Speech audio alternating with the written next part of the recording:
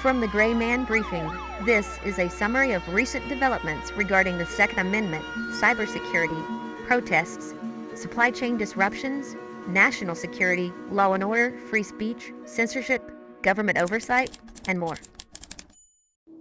For the second quarter of 2025, this is Update 3 to the Gray Man Briefing's summary of recent developments. Across the country, Pennsylvania experienced a statewide 911 outage, prompting use of non-emergency lines. Utah saw DOJ charges dropped against a doctor accused of issuing fake compliance cards. Florida and Tennessee enforced bans on cloudseeding, while Texas, Utah, and North Dakota continued operations despite scrutiny.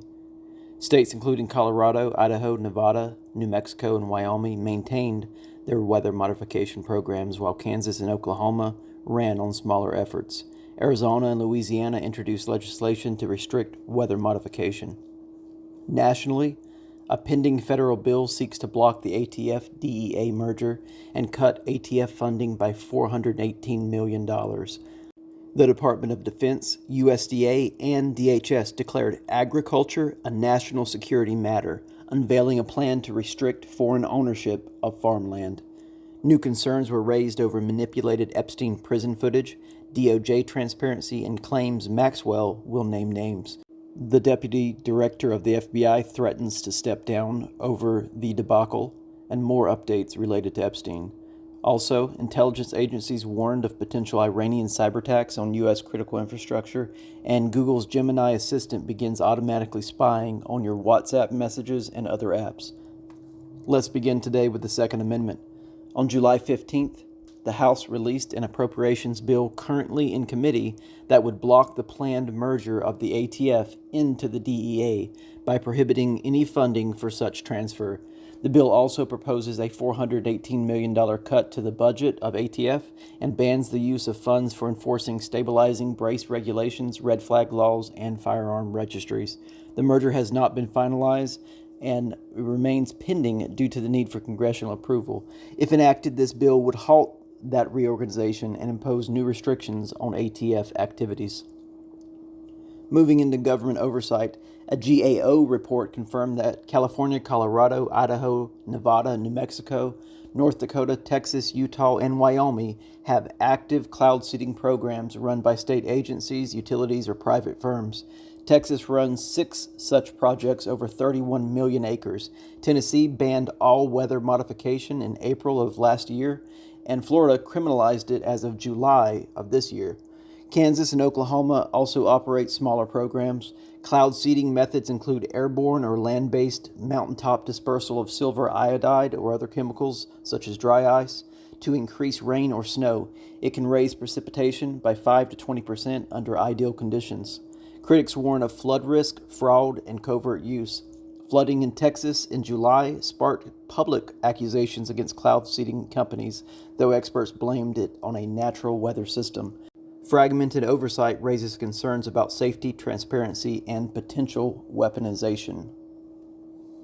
Next, multiple developments have unfolded in the Epstein case this week. A forensic analysis revealed that the DOJ's raw surveillance footage from Epstein's prison cell was likely modified. Metadata showed it had been processed using Adobe Premiere Pro, exported multiple times, and included stitched-together clips. Additionally, a full minute of footage was missing from 11:58:59 p.m. to 11:59:59 p.m. It raises questions about chain of custody and DOJ's explanation that this was due to routine recording cycles. The situation has led to internal tension. Deputy FBI Director Dan Bongino reportedly considered resigning over dispute with Attorney General Pam Bondi over the handling of the case. White House Chief of Staff Susie Wiles was also reportedly involved. FBI Director Kash Patel denied any intention to resign and dismissed rumors about a hidden client list as false. Trump responded publicly, defending Bondi and calling for team unity, urging his staff not to waste time or energy on Epstein. He later claimed that the Epstein files were manufactured by political opponents such as Obama and Hillary Clinton, comparing them to the Steele dossier, and warned that his allies were falling into a trap by entertaining them. In one statement, he said files were made up by Comey, made up by Obama, by Biden, and he said in reference to Bondi that whatever she thinks is credible, she should release, suggesting if Bondi doesn't think they're credible, then they won't be released, they'll be buried. And I would say that, these files were made up by Comey, they were made up by Obama, they were made up by the Biden, we went through years of that with the Russia hoax, with all of the different things that we had to go through. We've gone through years of it, but she's handled it very well, and it's going to be up to her. Whatever she thinks is credible, she should release. Yeah. In a related development, Ghislaine Maxwell filed a petition with the U.S. Supreme Court back in April of this year, seeking review of her conviction. The DOJ requested and received an extension to respond, moving the deadline to July 14th. While Maxwell is actively pursuing her appeal, there is no indication she is scheduled to testify in any ongoing proceedings. However, an unverified source close to her claimed that Maxwell would be willing to testify before Congress, emphasizing she was the only person jailed in connection to Epstein, and asserted that she is willing to share what she knows, such as the client list. The source claimed there are no major revelations involving Trump in the files, but pointed to financial and political connections involving powerful people. On July 14th, the Department of Justice filed that formal brief with the U.S. Supreme Court, urging it to deny Maxwell's appeal of her sex trafficking conviction and uphold her 20-year sentence without further appeals or deals. Republicans on the House Rules Committee just voted down a measure that could have led to the release of all Epstein files, but really this was just a vote to uphold a routine procedural motion known as the previous question that actually prevented Democrats from temporarily seizing control of the House floor, which could have allowed them to force a vote on any issue. So with the Second Circuit of Appeals Court already having rejected Maxwell's appeal, only SCOTUS could potentially review the case or prevent or allow an avenue for her to testify. Now moving into the civil unrest briefing, pro-Iranian, pro-Palestinian, and anti-Trump protests persist nationwide. See the latest at graymanbriefing.com or catch next week's episode for a summary of these recent riots, marches, direct actions, and protests.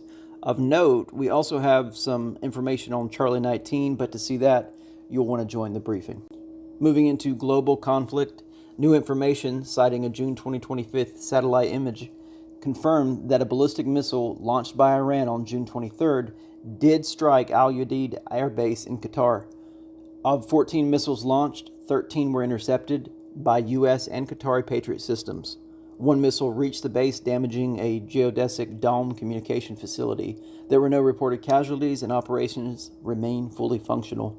The Department of Defense only acknowledged that strike, or its success, after images became public.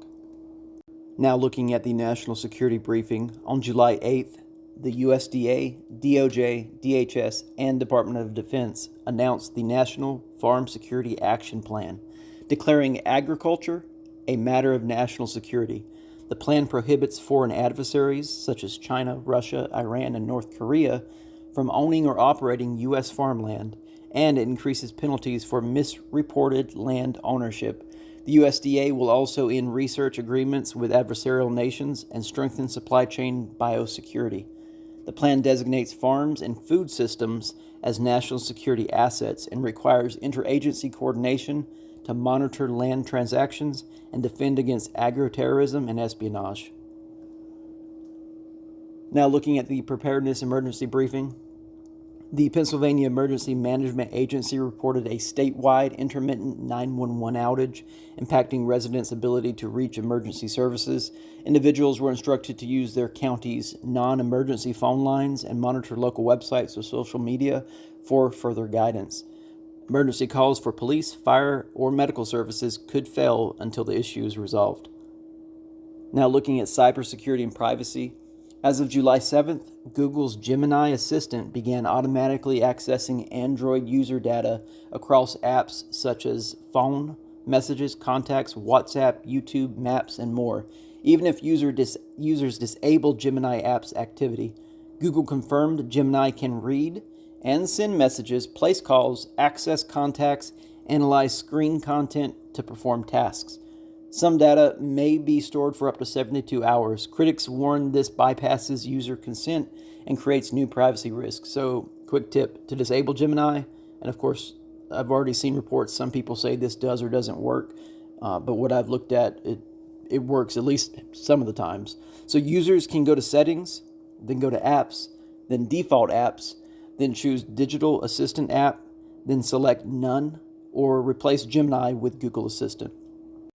Moving on June 30th, CISA, the FBI, the NSA, and the Department of Defense's Cyber Crime Center issued a joint advisory warning that Iranian state-sponsored cyber actors, including those tied to the IRGC and pro-Iranian hacktivist groups, may target vulnerable U.S. networks. While no coordinated attacks have been confirmed, the advisory highlights known tactics such as exploiting outdated software, using weak passwords, launching DDoS ransomware campaigns, as well as conducting hack and leak operations.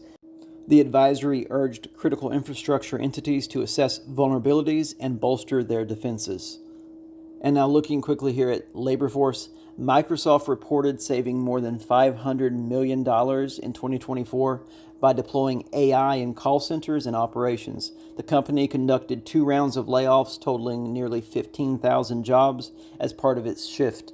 It plans to invest approximately $80 billion in 2025's fiscal year to expand data centers supporting AI growth. That is it for this week's summary of recent developments. Remember that these briefings are delivered in real time to Grayman Briefing subscribers, and that's sent on Telegram, Signal, and via weekly emails. Go ahead, comment, like, interact with this broadcast. Thanks for listening, and as always, remain aware, be vigilant, and stay safe.